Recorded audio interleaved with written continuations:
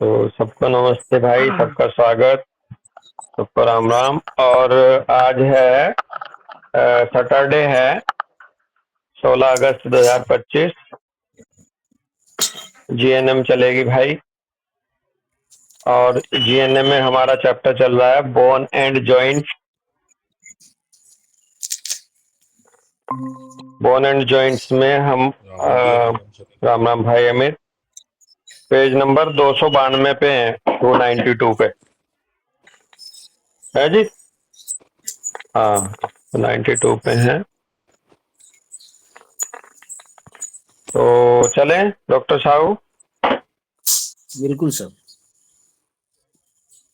Page number 292 पे heading दे रखा है।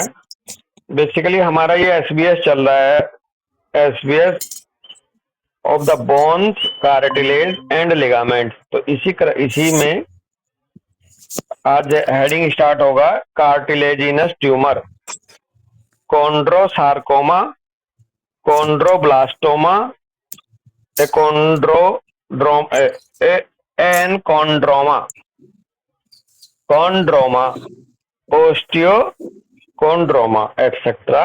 ये टर्म आएंगी इसके, जितने भी कार्टिलेजिनस ट्यूमर है सब में कॉन्ड्रो वर्ड कॉमन आ रहा है। Cartilaginous tumours are rarely diagnosed. Cartilaginous tumour के लिए कहा गया है कि ये रेयरली ही डायग्नोज होते हैं। Progression is similar to the above. Progression is similar to the above. जैसे ऊपर प्रोग्रेशन है उसके हिसाब से भाव आ रहा है। जैसे या तो इन टर्म्स को कह रहे हैं कॉन्ड्रोमा, कॉन्ड्रोसार्कोमा, कॉन्ड्रोब्लास्टोमा, इस तरह से इनका प्रोग्रेशन पवन मिलता है। हाँ बस भैया। ये पवन बस जैसे धीरे धीरे बोन ट्यूमर प्रोग्रेस हुआ होगा ना, इसी टाइप में। ऑस्टियोब्लास्टोमा, ओस्टियोमा। हाँ जी। हाँ, तो वो फिर सीधे कार्टिलेज का नाम मान के सीधे बोन ट्यूमर में आ जाती है उसकी एंट्री, इसलिए रेयरली डायग्नोज होते होंगे। हाँ जी। कॉन्फ्लिक्ट इसमें कह रहे हैं, self worth conflict matching the corresponding part of the body. Self worth conflict है और इसमें भी मैच करना पड़ेगा कॉरेस्पॉन्डिंग पार्ट से बॉडी के कि क्या कॉन्फ्लिक्ट है। तो एग्जांपल दे रहे हैं, a 40-year-old married left handed women has 2 daughters age 11 and 13। Left handed women है, उसके 2 बिटियां हैं, 11 साल की, 13 साल की।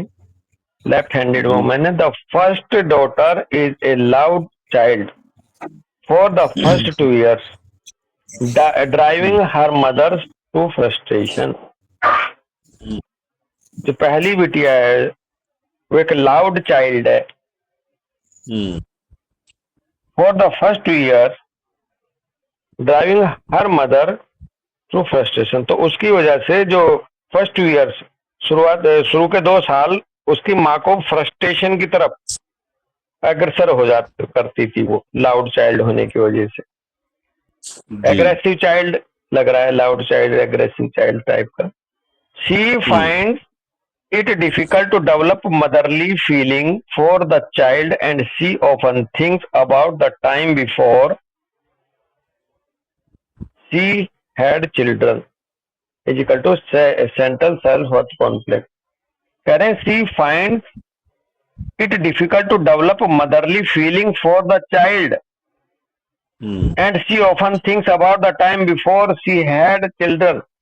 वो इस वजह से बड़ा मुश्किल से ही उसको मदरली फीलिंग पैदा हो पा रही थी, और वो हम अक्सर सोचती थी जो बच्चे नहीं थे उससे पहले वाले समय को। इससे वो गई है सेंट्रल सेल्फ वर्थ कॉन्फ्लिक्ट में। while on vacation she realized for the first time that the children are fairly independent now equal to conflict resolution.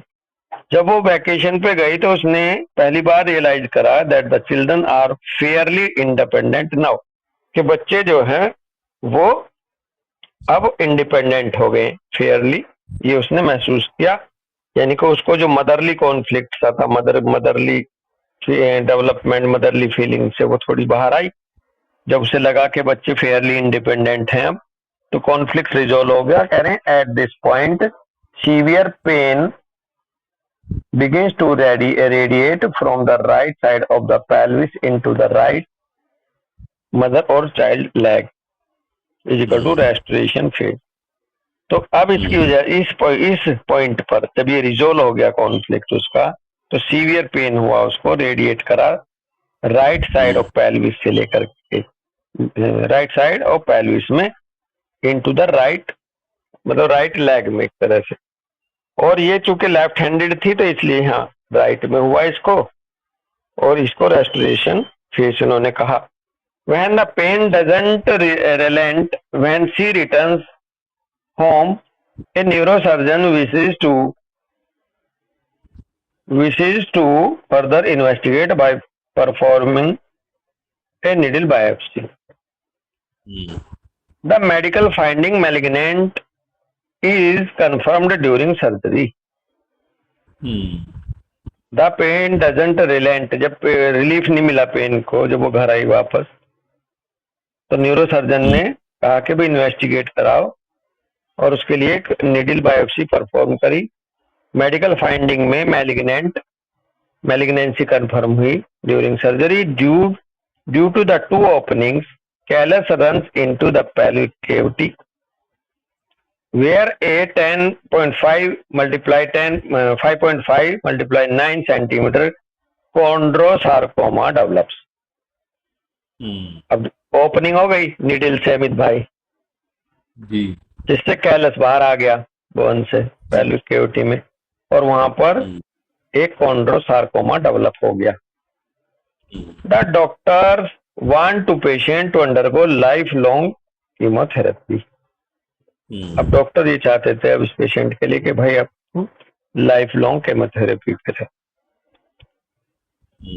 Face में कह रहे हैं healing face, restoration of the cartilaginous substance, ये healing face में बनता है। यहाँ पर कार्टिलेजिनस सब्सटेंस के रेस्टोरेशन और बायोलॉजिकल मीनिंग रहता है एक तरह से, या कहिए कि हीलिंग फेस में यहाँ कार्टिलेजिनस सब्सटेंस रेस्टोरेशन के चक्कर में फिर यहाँ ये ओवर ग्रोथ सी बन जाती है। थेरेपी में कह रहे हैं the conflict is resolved, accompany the healing, avoid recurrences, और बोन ट्यूमर की थेरेपी भी इन्होंने कहा कि वहां जो थेरेपी दी जाती है वो इसमें है। तो ये था कार्टिलेजिनस ट्यूमर, लेकिन रेयरली डायग्नोसिस होती है इसकी, ये भी समझ लो भाई। आगे है बैक्ट्रियो, BECHTEREW, बैक्ट्रियो डिजीज, एंकोलाइजिंग स्पॉन्डिलाइटिस का नाम है भाई दूसरा ये जी। तो नेक्स्ट हेडिंग एक तरह से एंकोलाइजिंग स्पॉन्डिलाइटिस क्या होती है? A rheumatic disease of the spine, bracket में कह रहे हैं रूमेटिज्म भी देखो, रूमेटिज्म फर्स्ट करके। Calcifications make moment progressively difficult, जो सिचुएशन आगे बढ़ती है fusing of the vertebral bodies की तरफ। रूमेटिक डिजीज है ये स्पाइन का, इसमें कैल्सिफिकेशन होता जाता है, और जो आप ये वर्टिब्री है, वर्टिब्रल बॉडीज हैं, ये आपस में फ्यूज होती चली जाती हैं और मोमेंट प्रोग्रेसिवली डिफिकल्ट होता जाता है। ये है ankylosing spondylitis. Conflict self worth conflict affecting the spinal column, इसमें सेल्फ कॉन्फ्लिक्ट मिलेगा स्पाइनल कॉलम से रिलेटेड, और स्पाइनल कॉलम का जो पीछे लंबर स्पाइन, थोरेसिक स्पाइन, उनके हिसाब से जो वो फील कर रहा है वो वहां जुड़ेगा। एग्जाम्पल कह रहे हैं a now 52-year-old patient had suffered from the influence of his dominant father. अब 52-year-old पेशेंट है, वो सफर करता रहा हमेशा एक अपने डोमिनेंट फादर के इन्फ्लुएंस को लेकर। Even during his childhood the boys father constantly found fault with his son, उसके चाइल्डहुड के दौरान बच्चे का फादर लगातार वो उसमें गलतियां ही ढूंढता रहता था।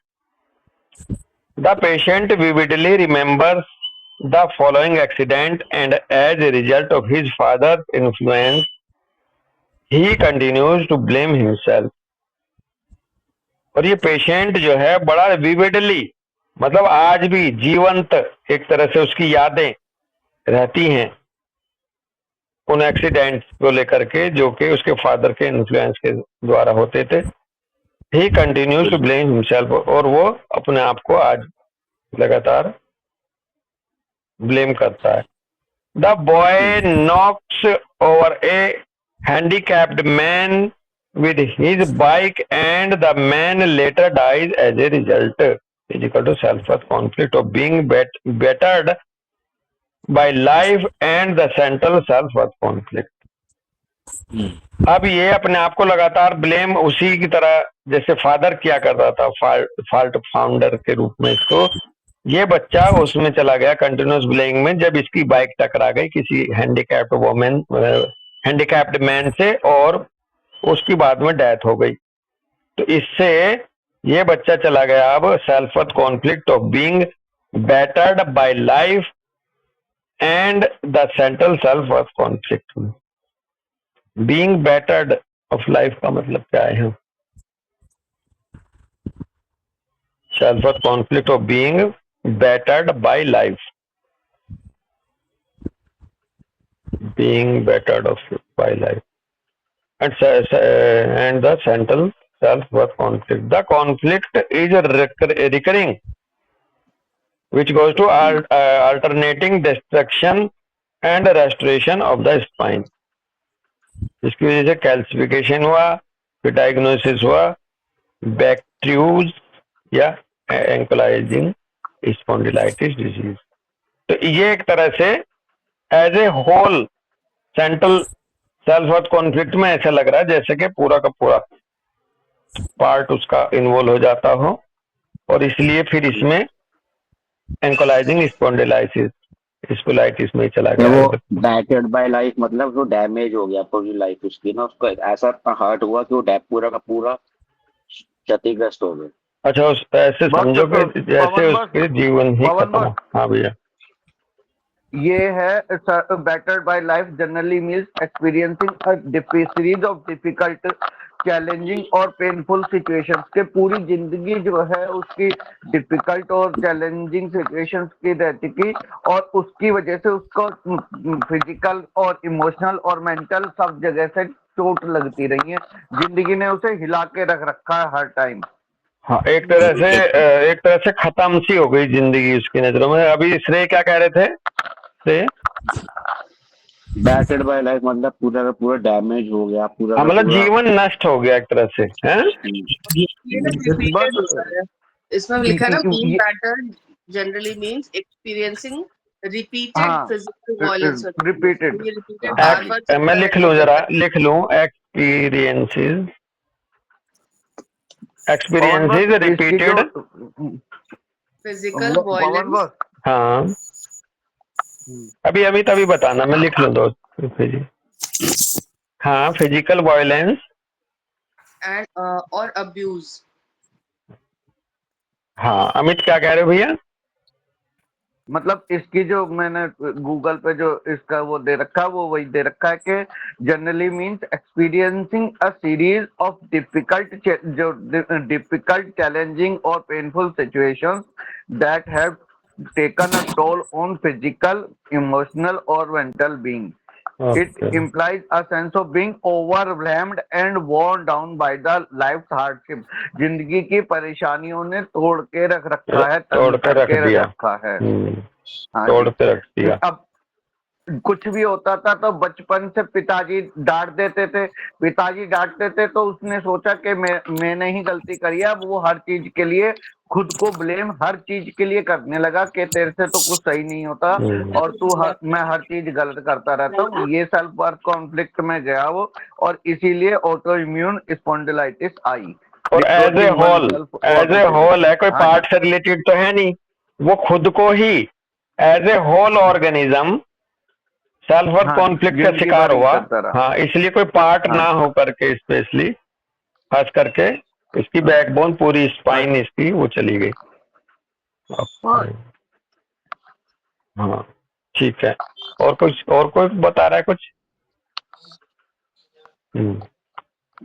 चलो, फेस है इसमें हैंगिंग हीलिंग आएगा बंदा। During every healing phase more bone tissue is added.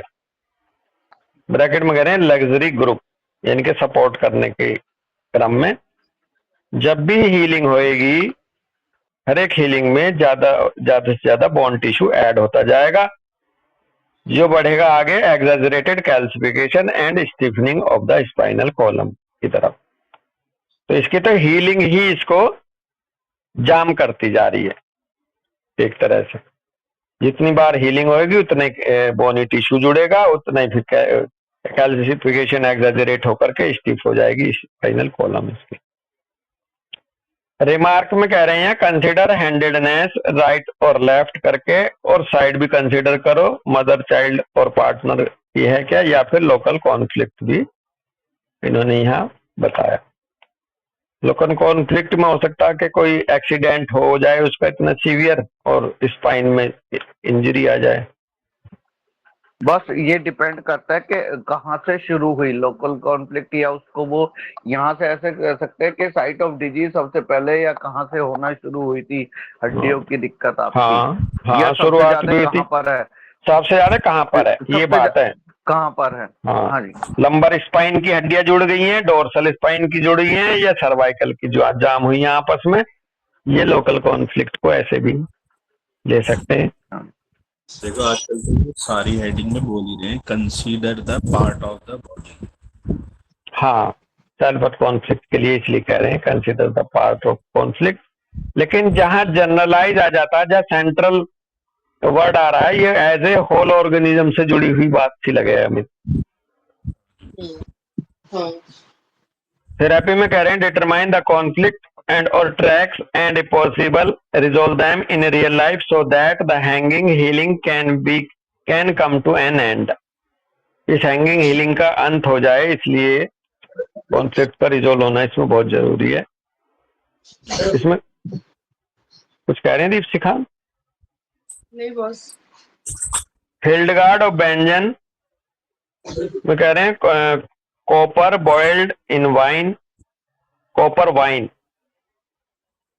में कॉपर को उबाल लेते हैं। इसमें special recipe for remedies during acute faces, कह रहे हैं अर्थराइटिस। देखो जो अर्थराइटिस में रेमेडीज दी जाती हैं वो इसमें दी जाती हैं एक्यूट फेसेज में।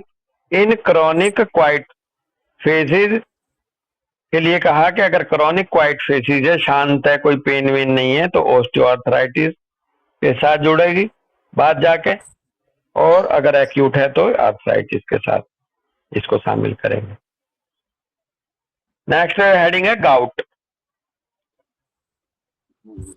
अच्छा, इसमें डेल्यूजन रूइंड भी लगेगा डॉक्टर अमित शर्मा? रूइंड इसमें सबसे नहीं, रूइंड ले सकते हैं कि बर्बाद कर दिया, बर्बाद हो गया मेरी जिंदगी, लेकिन इसमें जो जाएंगी सारी की सारी चीजें सबसे पहले आएगी रिप्रोचिंग वन सेल्फ से। इसमें जितने रूब्रिक मिलेंगे, delusion, worthless delusion, duty can not perform वाला आता है, वो अपना काम नहीं कर पाया, तो इसमें यहाँ पर क्योंकि बस बार बार आपको पता, मैं बच्चों को ये सबके दिमाग में लाना चाह रहा हूँ, पता सब है, नॉलेज वाले। रियूमेटिज्म ये एंकाइलोजिंग स्पॉन्डिलाइटिस में सबसे पहले आ गई ना रियूमेटो, ये इसका मतलब ऑटो इम्यून है, तो सबसे पहले तो हमें उसकी ऑटो इम्यूनिटी को ही खत्म करना है, तो ऑटो इम्यूनिटी से ही जाएंगे हम कि हाँ भाई ऑटो इम्यून इसमें कहाँ कहाँ क्या चल रहा है। तो ऑटो इम्यूनिटी के जितने प्रोसेस हैं, रिप्रोचिंग वन सेल्फ से लगा के क्या कहता है, या अपने आप को एंजाइटी कंसाइंस ऑफ, जितनी भी वो है उन चीजों को बेस बनाएंगे, वे रूब्रिक आएंगे। और ओवरवेल्म की बात आई गई थी ऊपर, ओवरवेल्म हो गया जब जिंदगी से, बीइंग बेटर्ड बाय लाइफ में ओवरवेलमिंग वर्ड बोला था आपने, ओवरवेल्म्ड हो जाता है वो, बिल्कुल। तो ओवरवेल्म करके भी अपने रूब्रिक हैं, तो वो भी इसमें आएंगे। हाँ जी, बिल्कुल, बढ़िया। तो नेक्स्ट हेडिंग है gout. According to conventional medicine, gout stems from high concentration of acid in the body, with uric acid crystals responsible for inflammation in the joint.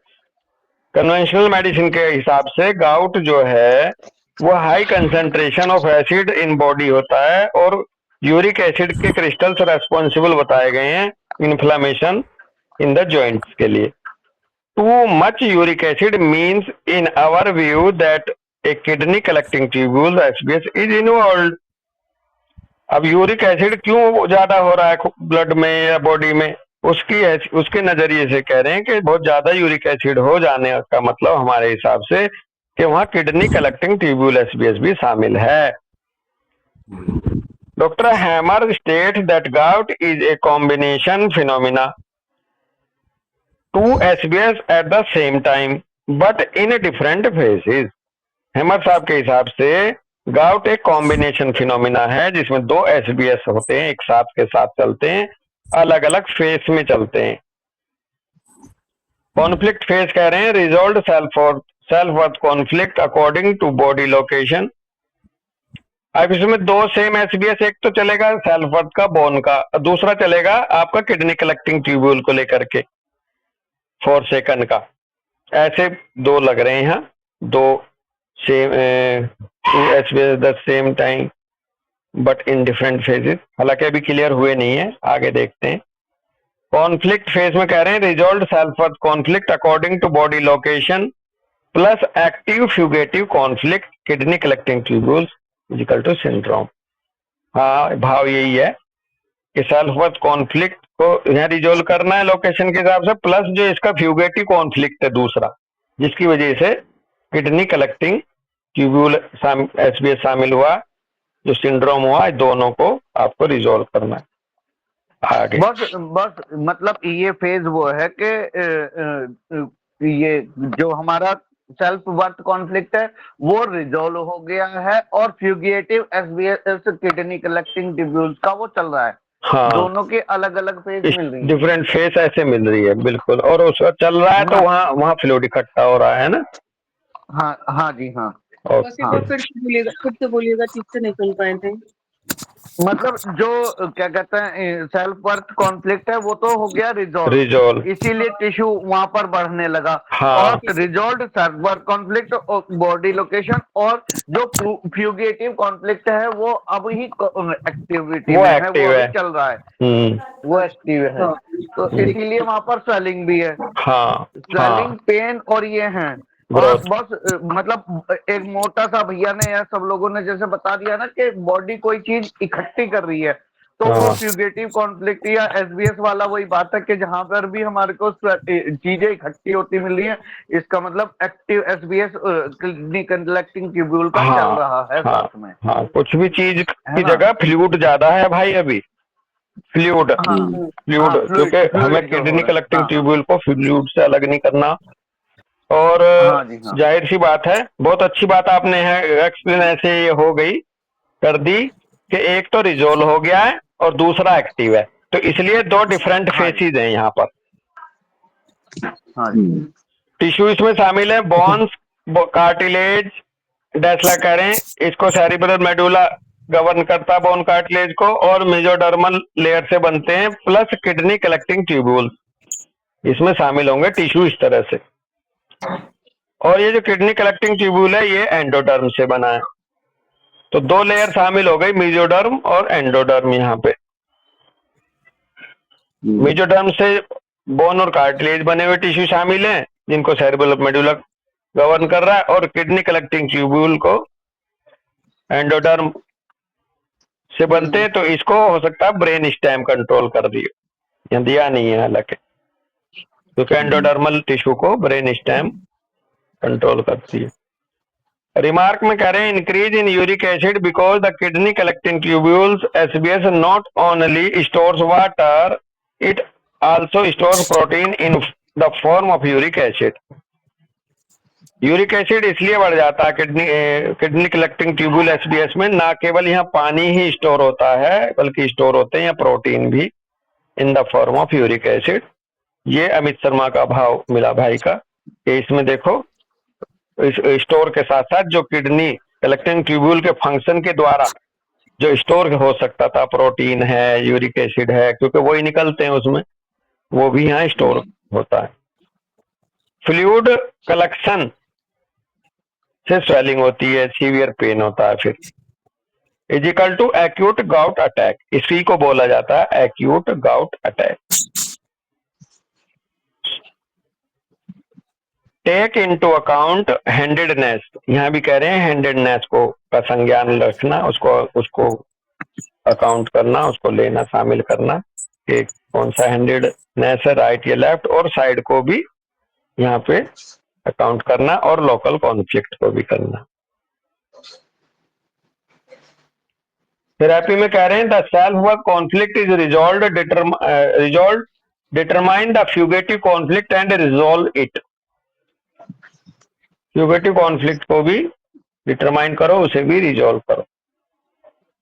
Alkaline diet बताइए थेरेपी में गाउट की, plenty of exercise in fresh air, sweaty spots और sauna, हिल्डगार्ड और बेंजन में कह रहे हैं chew 3 cloves daily, लौंग होता है ना, लौंग 3 लौंग डेली चबाओ, drink century tea, parsley root fat compresses colloidal silver internally and externally. कह रहे if necessary conventional medicine for too much uric acid, uricosuric और uricostatics, and for those who are too comfortable for conflict resolution and changing life style. यदि जरूरत हो, बहुत ज्यादा uric acid बढ़ रहा हो, तो फिर यूरिकोसूरिक दे दो, पेशाब में निकालने वाले। And for those who are too comfortable for conflict resolution and changing life, मतलब ये है कि जो कॉन्फ्लिक्ट रिजोल्यूशन के लिए बहुत ज्यादा कंफर्टेबल हो, चेंज ला सकते हो लाइफ में, उनके लिए है जी ये कन्वेंशनल मेडिसिन का के द्वारा आराम दे सकते हो, फिर आगे वो चेंज ऑफ लाइफ ले ही आएंगे, कॉन्फ्लिक्ट रिजोल्व हो जाएगा। और ये तो उसके साथ में वो है ना कि too much uric acid for those who are too comfortable for conflict resolution, जो अपने लाइफ स्टाइल को बिल्कुल भी चेंज नहीं करना चाह रहे, क्योंकि इसमें यूरिक एसिड को करने का इनका मतलब ये है कि आप जितनी एक्सरसाइज करोगे, जितनी एक्टिविटीज बढ़ाओगे, उतना फिर वो कम होता चला जाएगा, है ना। उन्हें फिर मेडिसिन से कम करवाओगे, उन्हें मेडिसिन से कम करवा रहे हैं। ओके, जो आलसी लोग हैं उनके लिए कन्वेंशनल मेडिसिन जरूरी बताई गई है? हाँ जी, हाँ सही बात है। इसीलिए ने कह दिया plenty of exercise in the fresh air, sweaty sports और सोना बात, जितना पसीना निकलेगा, जितना खेल कूद करेंगे, उतना ही ये चीजें कम होगी। बिल्कुल, लेकिन हमें करना कुछ नहीं है, तो गोली खानी पड़ेगी, तो फिर गोली खाओ। अभी मैं और अमित पाल भाई पढ़ रहे थे, तो स्टैंटन में भी एक लाइन आई कि आपका जो बोनी सिस्टम है डॉक्टर दीपशिखा, डॉक्टर अमित भाई, इसमें फ्रेश एयर और सनलाइट का रोल सबसे ज्यादा बताया।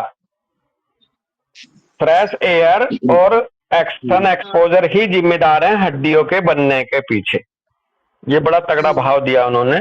तो और यहाँ भी देखो फ्रेश एयर में एक्सरसाइज दे रहे हैं, और बोन वाला हम चैप्टर पढ़ रहे हैं, ये बड़ी अच्छी बात जुड़ी है ना अमित पाल जी? जी तो ये था, वही बात है, इसकी शुरुआत में ही आया था। तो जितने भी हमारे, हम लोग कह रहे हैं ना कैल्शियम डेफिशिएंसी हो रही है, विटामिन B12 डेफिशिएंसी, इस टाइम कैल्शियम डेफिशिएंसी हो रही है, क्योंकि मैंने फिर भैया या सब लोग बता, हम सन एक्सपोजर में जा कितना रहे हैं, और जब तक सन एक्सपोजर नहीं होगा अच्छा खासा सुबह के सूरज का निकलते का, तो तब तक हमारा जो कैल्सिफिकेशन है वो प्रॉपर नहीं होगा, और हमारी हड्डियां कमजोर होंगी ही। हाँ, मैं उसी बात को जोड़ रहा था अमित शर्मा, कि उसमें भी ये बताया है कि जब से प्राणी सनलाइट के एक्सपोजर में आया, तो उसका बोनी सिस्टम डेवलप हुआ।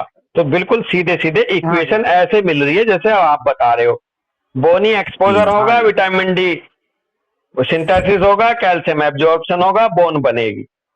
तो सीधा हाँ जी। कितना सीधा सीधा कनेक्शन है ओपन एयर का, एक्सपोजर ऑफ सनलाइट का बोनी सिस्टम से, वो है ना। हाँ तो ये एक बड़ी खूबसूरत लाइन सी आपस में जुड़ी, ये जो हम लोगों के आपस में डिस्कशन हुई। तो भाई सनलाइट बहुत जरूरी है अगर आप अपनी हड्डी मजबूत रखना चाहते हो। तो ये था आपका गाउट।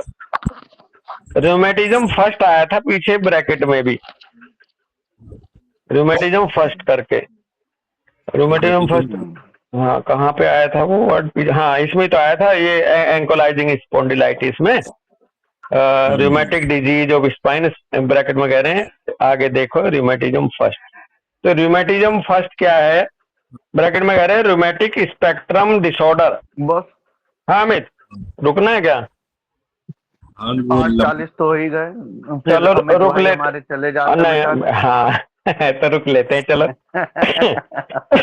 लास्ट हाँ, और लास्ट क्या। हेडिंग रह रहा है, इसे नेक्स्ट कर लेंगे। हाँ कुछ कह रहे हो आप? मतलब इसी में मतलब कहने का यही है कि जितने हमारे पास आ रहे हैं ना, तो हमारे जो भाव हैं वो, या हमारे जो कॉन्फ्लिक्ट है, या हमारे जो रूब्रिक्स हैं, वो सब पैथोलॉजी बताती चल रही है कि अगर ये है तुम्हारा, हमारा पहली एनकाइलोजिंग थी तो उसमें हमारा ये हुआ, क्या नाम है, ऑटो इम्यूनिटी से रिलेटेड सारी की सारी चीजें। दूसरी आई तो दूसरी में दूसरी साइकोसिफिलिटिक है, पहली तो ऑटो इम्यून सिफिलिटिक है, गाउट है। अब गाउट में हमारे को क्या मिल रहा है, एक तो कलेक्शन, इसका मतलब साथ में इनसिक्योरिटी जरूर चल रही है, और उसके साथ पेन है, और वो है। तो यहाँ पर हमारा सोरोसाइकोटिक या साइकोस पेन किस तरह का पेन बताएगा कि सिफिलिटिक पेन है कि सोरिक पेन है, और जिस जगह गाउट की वो आ रही है, इसका मतलब लोकल सेल्फ वर्थ कॉन्फ्लिक्ट भी आ सकता है कि मैं इस हाथ से ये काम क्यों नहीं कर पाया, पेन या इज मैं इक्वल इस टू पैर गिल्ट, से ये काम क्यों नहीं कर पाया। हाँ लुइस हेले गिल्ट बोलती है ना, पेन का जो पीछे जेनेसिस है वो गिल्ट है, तो मैं क्यों नहीं कर पाया, ये वाली जो भावना उसे पेन में ले जाएगी। हाँ जी, मतलब ये जो है ना इस तरह की भैया, या वो कोई, अब देखिए इसमें एक और चीज आ गई बीच में, बता हो रहा हूँ, हम सब लोग कहेंगे इंसेनिटी के रूब्रिक्स भी इसमें इसीलिए आएंगे क्योंकि बॉडी एक तरह से इंसेन हो गई, उसे समझ में ही नहीं आ रहा कि यूरिक एसिड या ये फालतू की चीजें कूड़ा कबाड़ा है, इन्हें बाहर निकल जाने दो ना, जो मिल रहा है उसे उठा के रख लो। जैसे वो बड़े सर का आपको एक केस याद होगा, उसमें लिया था ना कि delusion he will become poor, तो उन्होंने क्या कहते हैं चीजें इकट्ठी करनी चालू कर दी, he will come to a want. बिल्कुल, देखो जाहिर सी बात है, अगर बॉडी आउट ऑफ ऑर्डर हो जा रही है किसी भी बीमारी में, डिलीरियम, इंसेनिटी, मेनिया, ये तो मेंटल वो जुड़ ही जाते हैं। लेकिन आजकल का जो नया एस्पेक्ट बड़ा अच्छा आ रहा है मलिक सर की तरफ से, आप फिजिकल प्रोसेस देखो और उससे रिलेटेड उसका पीछे साइकी मैच करो, है ना। अब मान लो किसी को कोई ट्यूमर बनता जा रहा, तो वो इंसेनिटी में तो चला ही गया ही उसकी वो टिश्यू, तभी तो वो ओवर ग्रोथ करा, तभी तो उसने रूल तोड़ के बाहर निकल गया 1:2 की जगह। तो केवल इंसेनिटी को उस रूप में देखो कि फिजिकल पार्ट पे क्या पैथोलॉजी चल रही, और साथ में उस पार्ट से रिलेटेड ही प्रोसेस को उठा के और तब रूब्रिक बनाओ। चलो ठीक है भाई, सबको बहुत बहुत शुभकामनाएं जन्माष्टमी की भी एक बार फिर, और सबको राम राम भाई, सबको नमस्ते, राम राम राम राम जी।